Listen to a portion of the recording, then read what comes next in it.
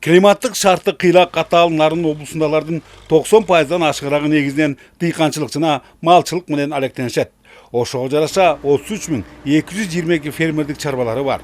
Ушул кезге дейре баарысын тең үйүрүн көрүшсө да, көрүшпөсө да төлөнүп келген жер салттары кендирлерин кескен. Эгер мындай көрүнүш улана бергенинде агрардык сектор акыры туңгуюк жарга такалмак дешет экономисттер. Андыктан өлкө башчысынын элеттиктерге олуттуу жеңилдиктерди берүү туурасындагы чечими дароо эле жалпысынын жактыруусуна ээ болду. Дыйканчылыкка тарагандан бери алектенет. Эгемендиктин биринчи күндөрүнөн тартып эле дыйканчылыкка баш от менен киришкен Бактыгул Ибраевдин жана үй бүлөсүнүн үлүшүнө 4 гектар суу баскан аянт туура келген. Бирок анын баарысын иштетүүгө мыкты техника, жогорку сорттогу үрөөн, органикалык жана минералдык жер семчикчилер керектелебей койбойт. Буларсыз жаз, жай бой төккөн мээнеттин акталары арсар.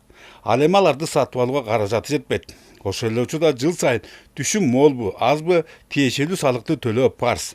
Албетте мындай өйдө тартсаң өгүз өлгөн, ылдый тартсаң араба сынкан жагдай өзү сыяктуу айыл эмгичилерин алсатпай койбойт. Дагы жакшы, алардын көкөйлөрүнө көк таштай тип келген көйгөйлөр бийликтилердин көңүл жаздымда калган жок. Эл үчүн, дыйкандар үчүн аябай жакшы болду. Налог деген, жердин налогу, деги бу налогдун баары эле билинбей атып эле дал аякчылардын баарын ушулар талап кылат да.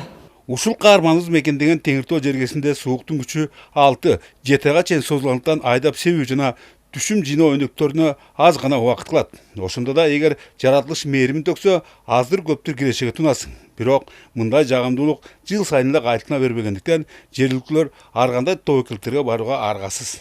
Демек алар айрым учурларда жетишпеген самсыларына акы төлөп келишкен десек аша чапкандык болбостур. Эгер да бул ишке аша турган болсо, ошо береки фермерлерге жана дыйкандарга, булардын көпчүлүгү айыл жеринде жашагандар да, мына ошолорго аябай кандай жакшы эле жардам болот.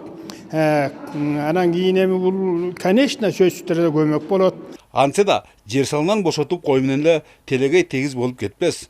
Бактыга жараша бул маанилүү жагдайда эстен чыкпай, тиешелүү банктарга дыйканчылык жана малчылык менен алып урушкандарды үстөгү 6% насыялар менен камсыздоо милдети жүктөлүп турат.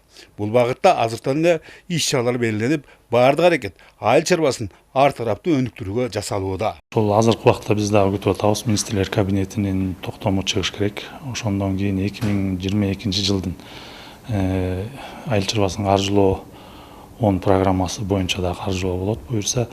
Азыр так баягы шарттары толук билине элек.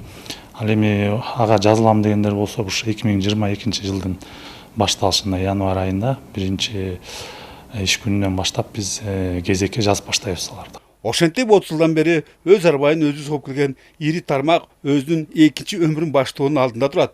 Бюджет тартышына карабай ага колдон келген жеңилдиктер берилди. Эми ага кошумча эпкүндүү эмгек гана керек. Бөлөкбай Шеримбек, Нурбек Рахманов, ЛТР, Нарын району.